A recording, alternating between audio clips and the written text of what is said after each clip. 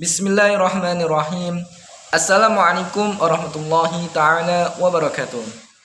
Alhamdulillahi nahmaduhu wa nasta'inuhu wa nastaghfiruh wa na'udzu billahi min sururi anfusina wa min sayyiati a'malina man yahdihillahu fala mudhillalah wa man yudlil fala hadiyalah. Asyhadu an la ilaha illallah wa asyhadu anna Muhammadan abduhu wa rasuluh amma ba'd. Rabbi israhli sadri wa yassirli amri wahlul 'uqdatam min lisani yafqahu qawli amin amin ya rabbal alamin. Sebelumnya yang saya hormati beliau dosen pengampu mata kuliah Sejarah Peradaban Islam Bapak Atib Aunillah Fasya MSI, dan tak lupa pula saya izin memperkenalkan diri. Bapak, perkenalkan, nama saya Muhammad Aris Widodo dengan NIM 30524073. Tujuan saya membuat video ini guna untuk melakukan atau mengerjakan UTS mata kuliah Sejarah Peradaban Islam. Langsung saja tanpa menunggu lama, tanpa membuang-buang waktu, saya akan menampilkan 6 keyword atau kata kunci dari keenam materi tersebut. Langsung saja, next. Jahiliyah. Jahiliyah adalah pilihan dalam keyword atau kata kunci saya dalam materi pertama ini.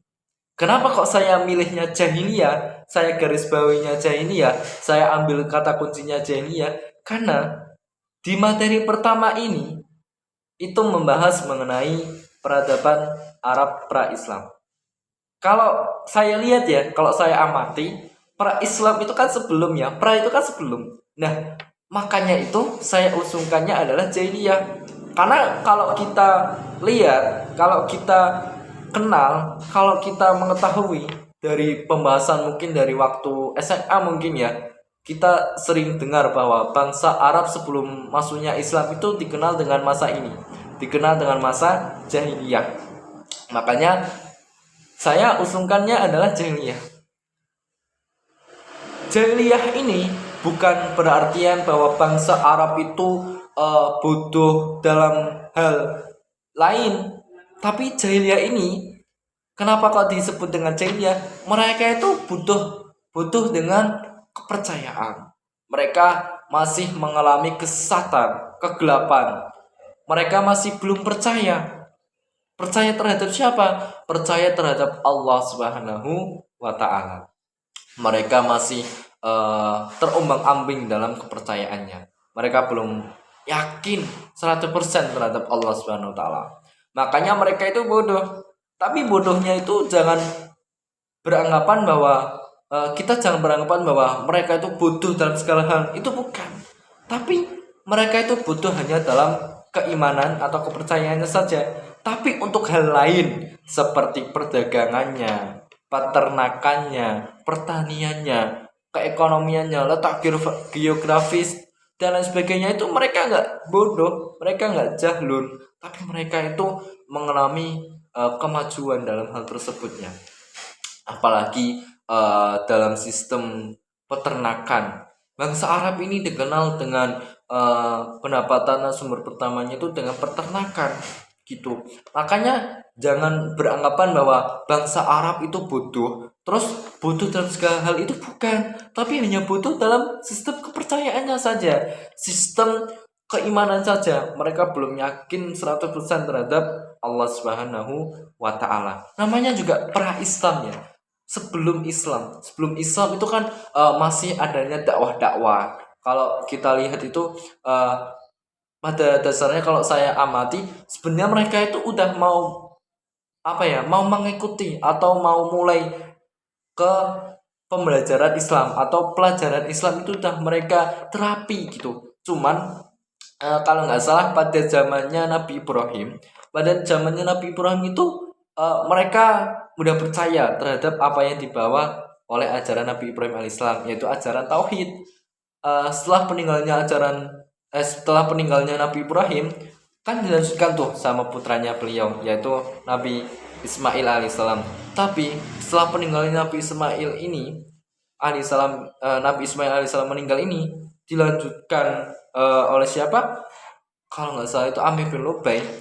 Ya akhirnya sesat. Bangsa Arab itu sesat karena ada Amir bin Lubai ini. Ajarannya Amir bin Lubai ini, Amir bin Lubai ini mengajarkan tentang penyembahan selain Allah, yaitu berhala. Tidak berhala saja, bangsa Arab itu sebelum pra-Islam itu kenal dengan menyembah malaikat, menyembah jin, terus ada juga yang menyembah roh hantu dan sebagainya, iblis gitu ada. Makanya pada zaman Arab ini ya disebut dengan masa jahiliyah karena banyak banget yang menerangkan bahwa jahiliyah ini dikenal dengan menyembah selain Allah. Makanya kita jangan beranggapan bahwa pada masa ini jahiliyah ini bangsa Arab itu bodoh dalam segala hal, itu bukan, tapi hanya bodoh dalam kepercayaannya saja, dalam keyakinan saja, itu bodoh mereka. Makanya saya garis bawahinya itu adalah jahiliyah. Tapi kita harus kagum terhadap bangsa Arab, karena walaupun mereka itu bodoh dalam sistem kepercayaan, tapi mereka itu giat-giat. Mereka itu dalam sistem peternakannya, pertaniannya, terus pertaniannya dan sebagainya, itu mereka jaya gitu loh, mengalami kekayaan gitu. Makanya selain dikenal dengan masa yang bodoh atau jahiliyah, mereka juga dikenal dengan sistem perdagangannya yang sangat kaya, yang sangat luas, yang sangat makmur gitu. Makanya kita harus contoh bangsa Arab itu dengan sistem perdagangannya yang mengalami kejayaan, kekayaan gitu. Tapi kita harus menyampingkan jahiliyahnya, kebutuhannya, karena ya itu tadi dipengaruhi oleh Amir bin Lubai yang membawa kesesatan mereka terhadap berhala, untuk menyembah berhala, untuk menyembah selain Allah. Tapi untuk sisi yang lain seperti letak geografisnya dan sebagainya, bangsa Arab ini dikenal bagus kok. Walaupun untuk sistem perekonomian sebagainya mungkin untuk tempat tinggal dan sebagainya mungkin masih mengalami perpindahan. Tapi untuk perdagangannya, perekonomiannya itu udah mengalami kejayaan, udah mengalami kekayaan. Cuman yang terkenal dari bangsa Arab pra-Islam ini ya ini tadi, jahiliyah, karena mereka butuh dalam kepercayaan. Mereka masih terombang-ambing, belum yakin terhadap Allah Subhanahu wa taala. Makanya bangsa Arab itu ya dikenal dengan jahiliyah ini. Kalau kita dengar peradaban Arab pra-Islam, pasti kita tidak jauh pemikirannya dari kata jahiliyah ini. Materi kedua atau keyword kedua saya ambilnya adalah dakwah. Kenapa kok dakwah? Karena pada masa ini atau pada masa Rasulullah sering melaksanakan dakwah. Karena materi kedua itu temanya adalah peradaban Islam pada masa Rasulullah SAW, periode Mekah dan Madinah.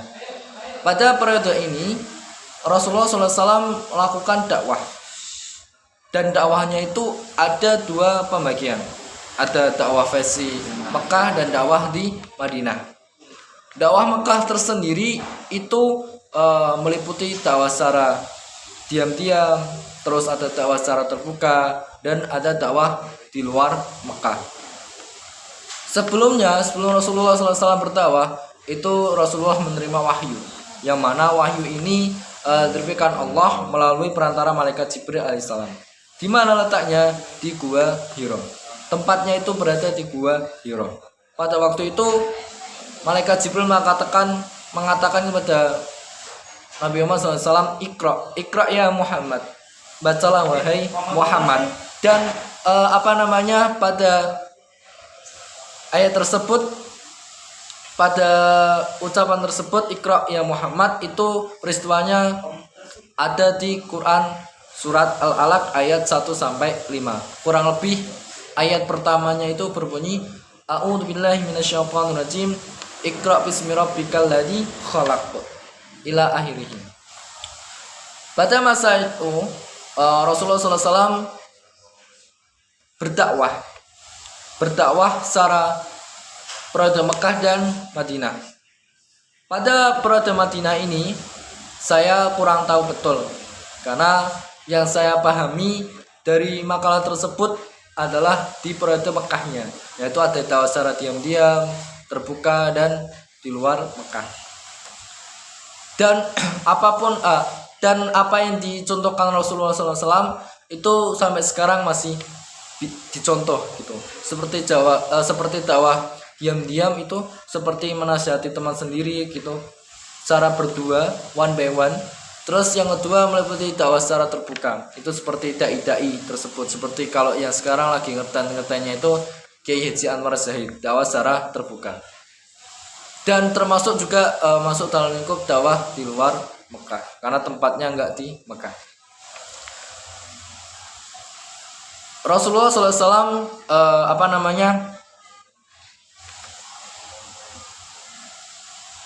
dalam strategi dakwahnya itu meliputi yang pertama adalah membuat Masjid Nabawi. Masjid Nabawi ini diperuntukkan tentu untuk sholat dan lain sebagainya ya. Terus yang kedua itu ada ukhuwah Islamiyah, persaudaraan. Jadi setiap Rasulullah itu mengajarkan bahwa sesama umat muslim, sama umat Islam itu harus bersaudara, harus menjaga tali persaudaraan, harus menjaga tali erat persaudaraan. Yang ketiga terus ada namanya perjanjian dengan kaum Yahudi. Terus yang keempat ada membangun pasar, yang mana pasar ini diperuntukkan untuk sumber mata pencaharian masyarakat pada waktu itu. Ya sampai sekarang pun pasar itu masih abadi, masih dalam artian konteks strategi dakwahnya itu masih ada gitu untuk membangun pasar ini. Karena pasar ini menjadi suatu mata pencaharian sebagai sumber penghasilan dari masyarakat pada waktu itu.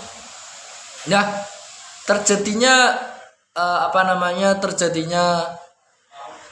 dakwah tersebut tentu ada hikmahnya. Ada hikmah yang dapat diambil, yaitu yang pertama adalah terhapusnya masa jahiliyah. Jadi pada masa Rasulullah SAW mulai pudar atau mulai sedikitnya atau terhapusnya masa jahiliyah. Yang sebelumnya bangsa Arab itu dikenal dengan jahiliyahnya, pada masa Rasulullah udah terlalu mengenal akan Islam, mengenal akan ajaran Islam. Terus yang kedua itu adanya meyakinkan ajaran Rasul. Terus yang ketiga itu ada mengamalkan ajaran Islam. Tentu yang paling penting, yang paling harus kita terapkan dalam kehidupan sehari-hari itu adalah mengoptimalkan atau mengamalkan ajaran Islam di kehidupan sehari-hari. Kehidupan sehari-hari ini tentu harus didasari dengan ilmu. Setiap perjalanannya setiap perjalanan kita dalam kehidupan sehari-hari, dari bangun tidur sampai mau tidur lagi, itu harus mencontohkan ajaran-ajaran atau yang diajarkan oleh Rasulullah SAW. Karena itu termasuk bagian terpenting sunnah Nabi. Kita minimal dalam hidup kita itu minimal adalah suatu perbuatan, suatu amal yang mana amal tersebut harus kita ikuti, harus kita contohkan dalam kita sehari-hari, yaitu menganut pada contoh Rasulullah SAW. Seperti contoh puasa Senin Kamis, itu menjadi bagi kita untuk meniru terhadap Rasulullah SAW. Juga termasuk bukti kita itu cinta, kita itu tahu bahwa Rasulullah SAW itu mengajarkan hal tersebut gitu. Jadi kita itu hidup itu tidak hanya menganut apa yang atas kita inginkan, tapi kita harus contoh pemimpin kita, yaitu Rasulullah Shallallahu Alaihi Wasallam. Minimal satu, nggak harus semuanya ditiru, minimal satu. Pada masa inilah Rasulullah SAW mulai berdakwah, melakukan dakwahnya secara diam-diam, secara tersembunyi dan secara terbuka, dan juga ada di luar Mekah. Next, lanjut ke keyword ketiga atau materi ketiga. Saya ambilnya keywordnya adalah kekhalifahan, karena setelah masa Rasulullah Shallallahu Alaihi Wasallam, di materi ketiga ini menjelaskan tentang kekhalifahan. Perlu kita pahami terlebih dahulu bahwa khalifah itu Khulafaur Rasyidin merupakan penggantian kepemimpinan setelah wafatnya Rasulullah Shallallahu Alaihi Wasallam. Khalifah sendiri memiliki arti pengganti, sedangkan Khulafaur Rasyidin itu memiliki arti kepemimpinan. Yang dimaksudkan adalah kepemimpinan dalam memimpin umat Islam, itu langsung dari Allah Subhanahu wa Ta'ala yang memerintahnya. Pada kekhalifahan ini, pada materi ketiga mengenai peradaban Islam Khulafaur Rasyidin, yang mana pada masa ini diawali dengan masa Abu Bakar As-Siddiq dan Umar bin Khattab, yang mana pada masa Abu Bakar As-Siddiq ini Abu Bakar dijuluki dengan As-Siddiq, yang berartian membenarkan tentang apa aja yang disampaikan oleh Rasulullah SAW, yang salah satunya merupakan membenarkan ajaran Isra Mi'raj. Abu Bakar ini merupakan sahabat Nabi, sekaligus menjadi as-sabiqul awwalun, orang yang pertama masuk Islam, orang pertama yang memeluk agama Islam. Sahabat Abu Bakar ini dalam menjabat sebagai khalifah setelah peninggalnya Rasulullah SAW, tentu tugasnya dalam pemimpinannya itu adalah yang pertama memberantas orang yang murtad. Pada masa Abu Bakar sepeninggalnya Rasulullah itu banyak orang yang murtad, maka tugas dari seorang kepemimpinan Abu Bakar itu memberantas orang yang murtad. Terus yang kedua itu mengenai orang yang enggan membayar zakat. Terus yang ketiga itu mengenai pemberantasan nabi palsu. Karena pada sepeninggalnya Rasulullah itu banyak yang mengaku nabi, padahal Nabi Muhammad itu adalah nabi yang terakhir. Tidak ada nabi lagi selain Nabi Muhammad SAW. Setelah Nabi Muhammad itu tidak ada. Nabi yang terakhir itu adalah Nabi Muhammad. Bahkan tidak pada masa Abu Bakar saja, pada zaman sekarang pun kemungkinan masih ada kok. Kemungkinan masih ada yang mengaku bahwa orang itu termasuk utusan Nabi, yang diutus Allah untuk menjadi nabi. Sekarang banyak konteksnya orang-orang yang di konten itu mengaku bahwa dirinya itu nabi setelah Nabi Muhammad. Padahal udah jelas banget setelah Nabi Muhammad itu tidak ada nabi lagi. Terlahir di Nabi Muhammad SAW. Pemerintahan Abu Bakar As-Siddiq tidak lama, hanya kurang lebih 2 tahun. 2 tahun sahabat Abu Bakar As-Siddiq menjabat. Setelah itu digantikan oleh sahabat Umar bin Khattab. Sahabat Umar bin Khattab ini dikenal dengan sosok yang sangar, sosok yang tegas, sosok yang sangat disiplin. Dan bahkan orang-orang Islam itu takut. Orang-orang Islam itu pada takut semuanya pada Umar. Karena Umar itu sangat tegas kan, kejam. Dan dulunya Umar itu belum masuk Islam. Sebelum menjadi sahabat Rasulullah itu Umar itu masih belum masuk Islam. Sahabat Umar bin Khattab masuk Islam itu karena lantaran dari adiknya yang bernama Fatimah. Waktu itu masih membaca Al-Quran di kamarnya, kalau nggak salah itu surat At-Toha. Ketika sahabat Umar itu pulang ke rumah, terus kok mendengar adiknya sedang membaca Al-Quran, jadi menangis. Sahabat Umar ini menangis. Sahabat Umar yang dikenal kejam, dikenal tegas, disuruh sebagainya, kok nangis gitu. Nah, dari tangisan tersebut yang membuat akhirnya sahabat Umar ini masuk Islam. Umat Islam pada waktu itu sangat senang sekali ketika mendengar kabar bahwa Umar telah masuk Islam. Nah, Umar ini mendapati julukan Al-Faruq atau Umarul Faruq, yang artinya adalah pembeda. Pembeda dari hak dan batil, antara hak dan batil. Makanya dinamakan dengan sahabat Umar Al-Faruq, Umarul Faruq, pembeda antara hak dan batil. Maka dari itu pada masa Umar, kepemerintahannya tidak sama dengan sahabat Abu Bakar. Kalau sahabat Abu Bakar itu lebih dikenal sangat menjalankan tugasnya itu sering, seperti memerangi orang murtad, nabi palsu, dan orang yang enggan bayar zakat.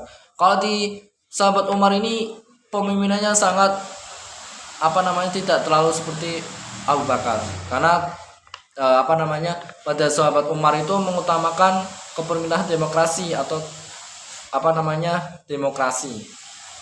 Nah, termasuk kebijakannya Umar bin Khattab waktu menjabat sebagai khalifah, itu salah satunya ada kebijakan moneter, terus kebijakan Baitul Mal, terus ada pengoptimalan zakat. Dari sahabat Umar ini tidak terlalu banyak problem, karena pada waktu itu ya sudah terbentuknya kebijakan-kebijakan gitu. Kebijakan-kebijakan seperti kebijakan moneter, kebijakan Baitul. Keyword atau kata kunci materi keempat, yaitu yang saya temukan adalah pemerintahan. Yang saya garis bawahi adalah pemerintahan. Pemerintahan ini berkelanjutan dari materi ketiga, yaitu mengenai peradaban Islam Khulafaur Rasyidin pada masa Abu Bakar dan Umar. Nah, di materi keempat ini menjelaskan tentang sama saja sebenarnya mengenai peradaban Islam Khulafaur Rasyidin. Cuman bedanya adalah kalau di bab ketiga atau materi ketiga itu Abu Bakar dan Umar, maka di keempat ini menjelaskan tentang kepemimpinan dari sahabat Utsman dan sahabat Ali.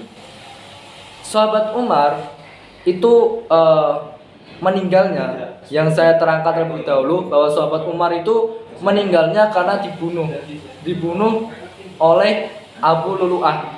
Nah, makanya dari peristiwa kebunuhan tersebut, singkat ceritanya ada pemilihan kekhalifahan atau estafet penerusan kepemimpinan dari sahabat Umar, atau mencari pengganti khalifah dari sahabat Umar. Nah, ada 6 orang yang mengusulkan untuk menjadi pemimpin atau khulafah setelah meninggalnya dari sahabat Umar, atau setelah masanya dari sahabat Umar. 6 orang tersebut meliputi sahabat Ali, Utsman, terus juga ada Abdurrahman bin Auf, terus Sa'ad bin Abi Waqqas, Zubair bin Awam, dan Tolhah bin Ubaidillah. Tetapi dari keempat tersebut mengundurkan diri, sisalah 2. Karena tadi itu ada 6, mundur 4, maka tinggal 2. Nah, 2 itu meliputi sahabat Ali dan Utsman. Nah, sahabat dari seseorang yang hadir dan berpendapat pada waktu itu kebanyakan untuk mengusulkan sahabat Utsman. Nah, maka terpilihnya Utsman. Utsman akhirnya menjadi khalifah ketiga setelah khalifah kedua, yaitu Umar bin Khattab. Nah, resminya sahabat Utsman bin Affan menjadi khalifah ketiga itu pada masa kepemimpinannya Utsman itu tidak terlalu begitu menemukan banyak masalah, karena pada masa Utsman itu masih lingkupnya itu, kalau saya baca dari pemakalah itu masih aman-amannya, masih tentram-tentramnya, kayak tidak seperti pada masa pertama dan kedua.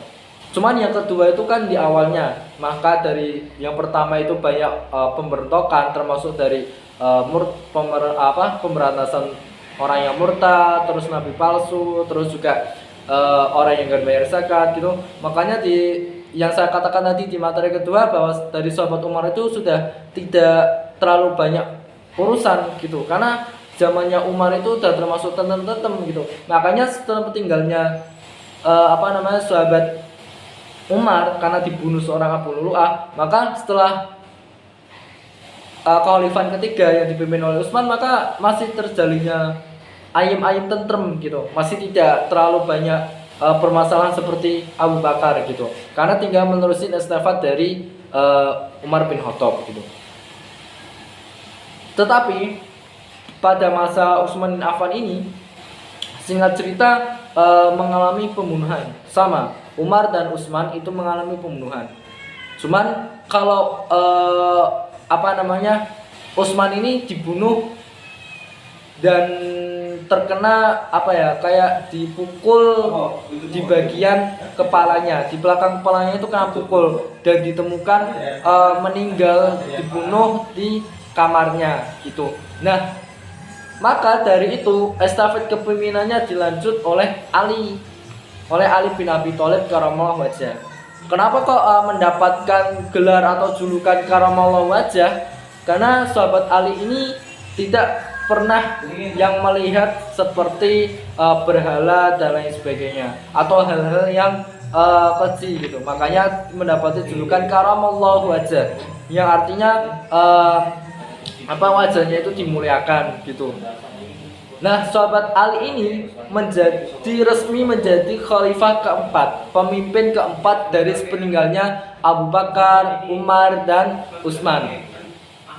Pada masa Ali bin Abi Thalib ini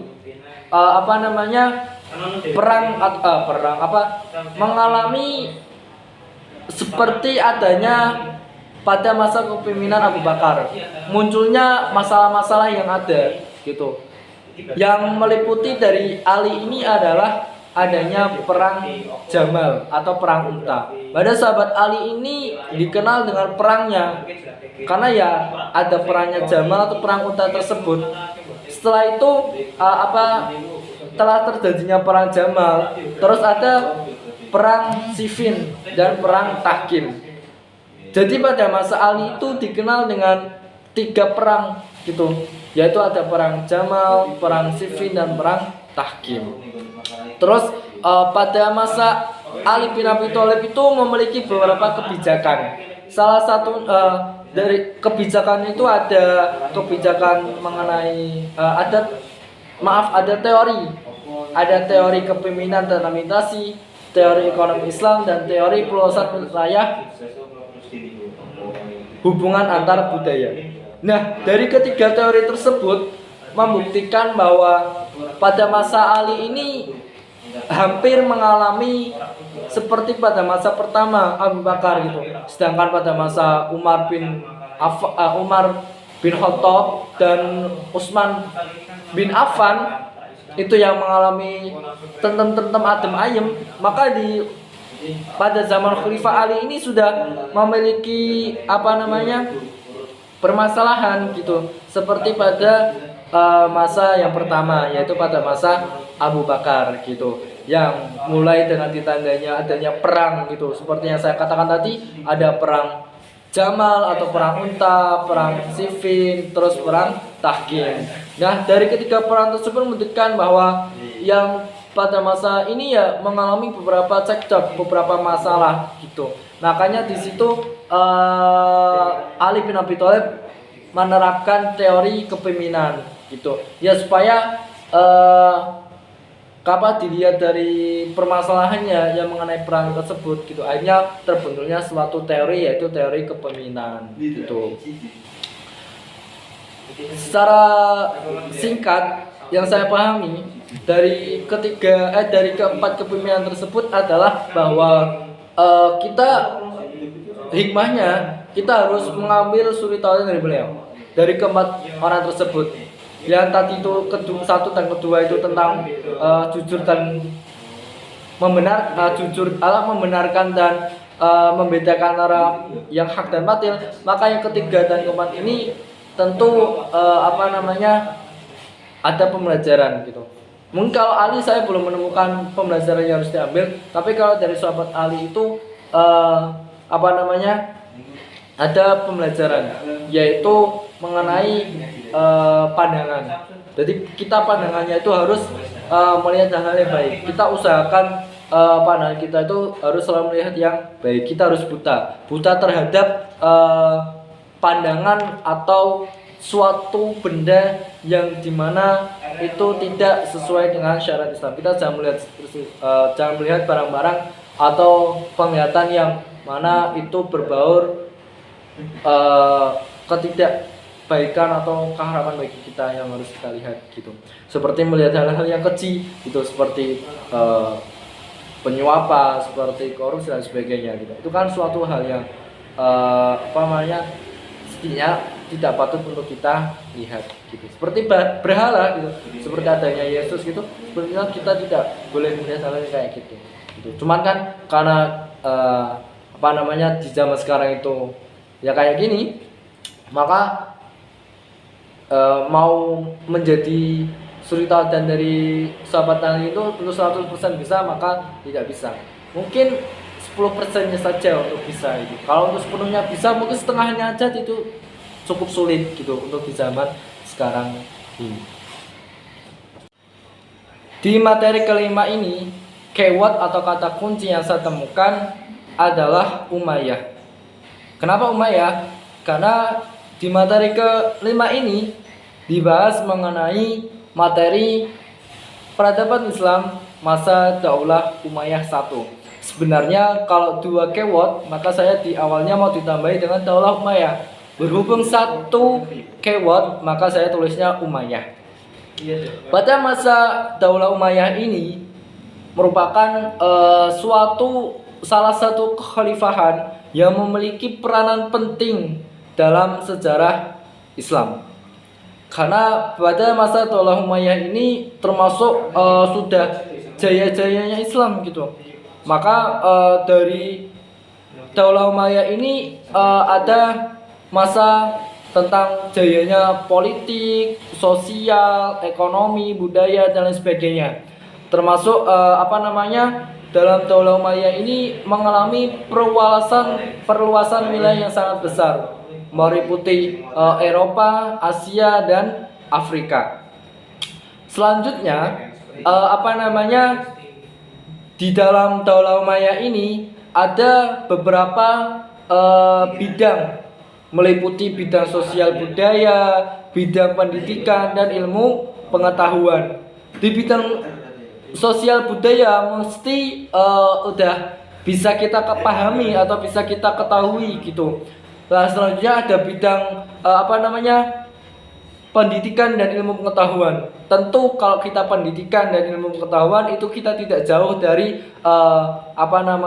seperti pada masa dahulu. Seperti kalau kita ketahui itu ada kayak ilmu hadis, ilmu fikih, terus ilmu nahwu, ilmu shorof dan lain sebagainya. Karena pada masa dulu itu masih lingkupnya ilmu pengetahuan itu meliputi seperti itu, kayak ilmu kedokteran dan lain sebagainya. Belum ada kayak IPA, kayak IPA terus IPS dan sebagainya, itu belum ada. Karena pada masa itu masih dikenalnya dengan pembaruan gitu, masih baru-baru ada gitu. Makanya ilmu nahwu, hadis, fikih dan lain sebagainya, shorof itu adanya ilmu lain itu ya sebenarnya kalau kita lihat dari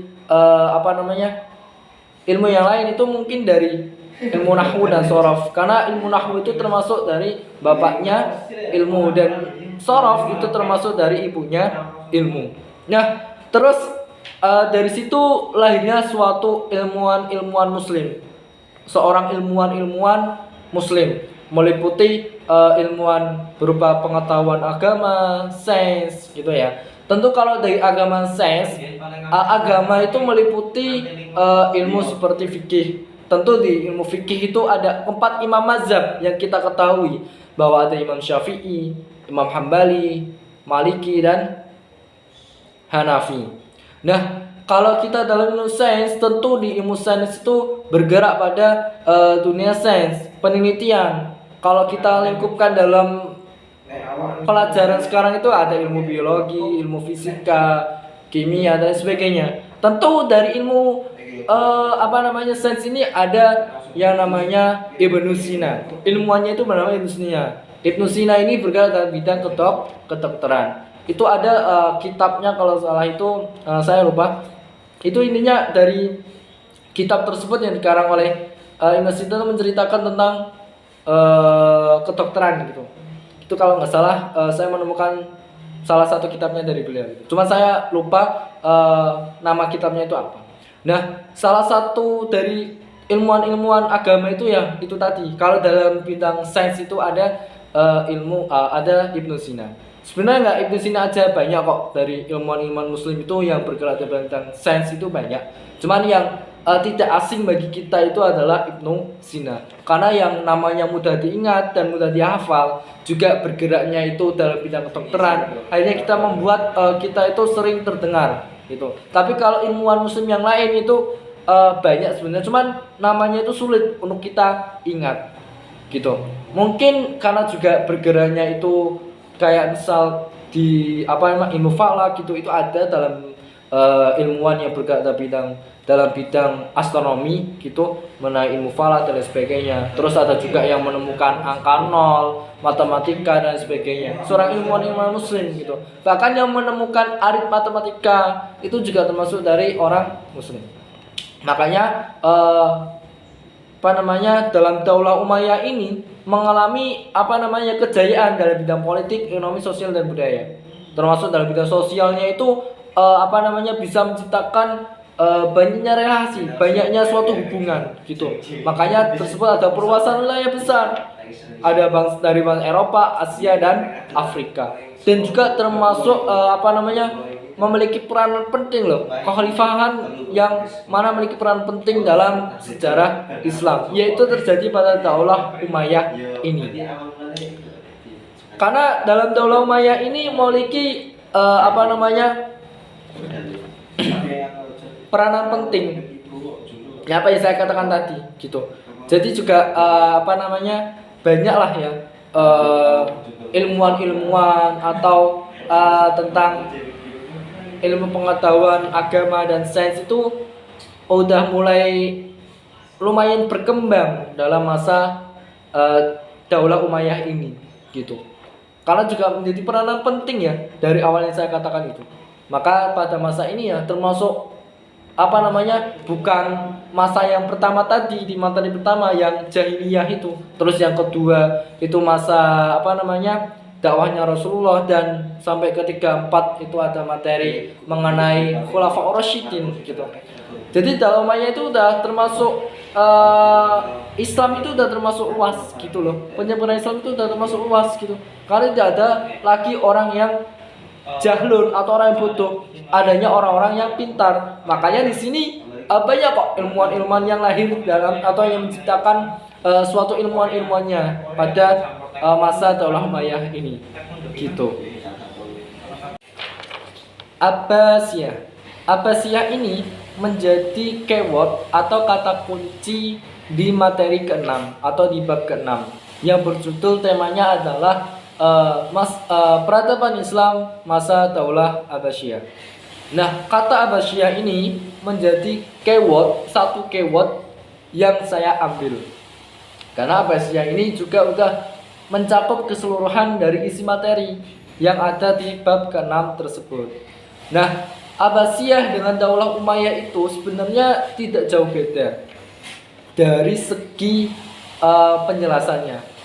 Ya, dalam ini pun yang saya baca dari makalah itu tidak jauh pengertiannya, pembahasannya dari sebelumnya, seperti dari kejayaannya, terus bidang ilmu pengetahuan seperti agama dan sainsnya, terus umumnya, dan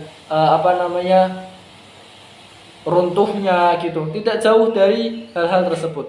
Cuman kalau kita tanya perbedaan ya pasti tetap ada dalam bidang dalam hal subtema kedua ini dari Daulah Umayyah dan Abbasiyah tentu memiliki perbedaan. Perbedaannya meliputi pertama mungkin kalau saya cantumkan itu yang saya pahami, kalau di Abbasiyah ini mengalami kejayaan itu di dalam bidang politiknya. Nah, kalau seterusnya seperti kejayaan dalam ilmu pengetahuan, agama, sains umum itu sama. Cuman kalau di Abbasiyah ini, kalau saya tadi baca dalam makalah itu tidak menerangkan tentang sains, nggak ada sainsnya, cuman ada dalam bidang agama dan umum. Agama itu yang meliputi seperti ilmu fikih dan lain sebagainya gitu kan. Dari termasuk ya pemuka ilmuannya ya tentu dari keempat mazhab tersebut, Imam Syafi'i, Hambali, Hanafi dan Maliki. Sedangkan kalau dalam ilmu umumnya ya tentu ada ilmu kayak matematika, filsafat, matematika gitu. Kalau dari segi sains itu kayak di Abbasiyah, kalau saya baca tadi sepertinya nggak ada gitu. Tetap memiliki perbedaan dari kedua subtema tersebut. Kalau Umayyah itu ya kayak gini, kalau Abbasiyah ya seperti ini. Jadi memiliki perbedaan, tapi intinya itu satu. Di sini mengalami kejayaan. Dari Daulah Umayyah dan Abbasiyah ini mengalami yang namanya kejayaan. Adanya kejayaan pasti tidak jauh dengan adanya keruntuhan.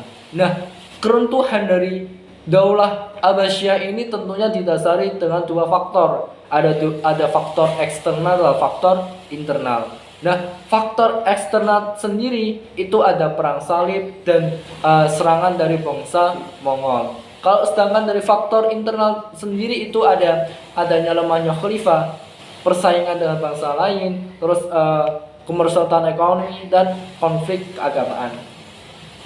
Tentu dalam suatu kepemimpinan, suatu dinasti itu pasti mengalami suatu keruntuhan. Walaupun ada masa jayanya, pasti akan ada namanya keruntuhan. Tidak semua dalam kehidupan itu mengalami kejayaan terus menerus. Dari bab pertama sampai bab ke-6 pun mengalami suatu keruntuhan sebenarnya. Kalau kita lingkup gitu, kalau kita teliti secara detail. Cuman kita nggak mencari telusur mendalam gitu. Karena ya kalau kita lihat itu, kalau di materi pertama itu hanya meliputi masa jahiliyah, terus yang kedua itu pada dakwah Rasulullah gitu. Kalau di dakwah Rasulullah pun sama, adanya penentangan dan sebagainya, tantangan dan sebagainya, itu tentu menjadi suatu kayak seperti ujian gitu. Terus di bab ketiga kepemimpinan Khalifah Ar-Rasyidin itu juga mengalami keruntuhan gitu. Jadi dalam kehidupan itu tidak semuanya jaya, tidak semuanya mengalami kejayaan terus menerus. Pasti ada yang namanya keruntuhan. Tinggal keruntuhannya itu bisa diminimalisir atau enggak, bisa dicegah atau enggak gitu. Nah, kalau dalam Daulah Abbasiyah ini dan Daulah Umayyah ini udah menjadi suatu faktor, suatu kayak alur dari cerita gitu, mengalami suatu keruntuhan gitu. Kalau tadi di Umayyah saya tidak menyebutkan tentang keruntuhannya. Di Abbasiyah saya menyebutkan karena kedua subtema tersebut masih punya hubungan. Tapi dalam hubungan tersebut memiliki perbedaan. Perbedaannya seperti adanya tadi di awal, kalau di Umayyah itu jayanya tadi itu yang sudah saya sebutkan. Kalau di Abbasiyah ini meliputi dalam bidang politik. Perbedaannya di situ. Kalau dalam masa seperti ilmuannya terus dan lain-lain itu mungkin masih sama. Bagi saya itu yang saya telusuri itu masih sama. Karena di Abbasiyah pun dikatakan bahwa pemuka dari ilmuwan yang berkaitan dalam fikih itu masih sama, masih keempat mazhab tersebut. Terus dalam bidang kedokteran itu masih sama, Ibnu Sina dan sebagainya. Tapi tadi saya baca di makalah itu ada perbedaan dalam ilmu-ilmu yang lain gitu. Seperti ilmuwan-ilmuannya, siapa penokoh ilmu ini, penokoh ilmu itu mengalami suatu perbedaan gitu. Suatu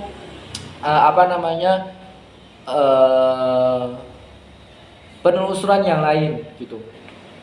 Intinya tapi sama, bahwa Daulah Abbasiyah dan Daulah Umayyah ini memiliki suatu kejayaan pada masanya gitu. Kalau yang lain-lain bagi saya masih sama sih. Cuman ya tetap ada perbedaan dari kedua materi tersebut. Cuman ya saya temukan kesamaannya adalah di masa kejayaannya gitu.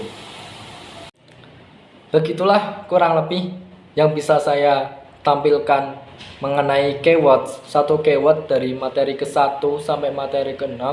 Tentu dalam penyampaian keyword tersebut, dalam penjelasan tersebut dalam bentuk video, mungkin masih banyak kurangnya, banyak salahnya, juga banyak tindakan atau perilaku saya dalam menjelaskannya itu mungkin dari gestur tubuh, gestur wajah, tangan, dan sebagainya kurang sopan.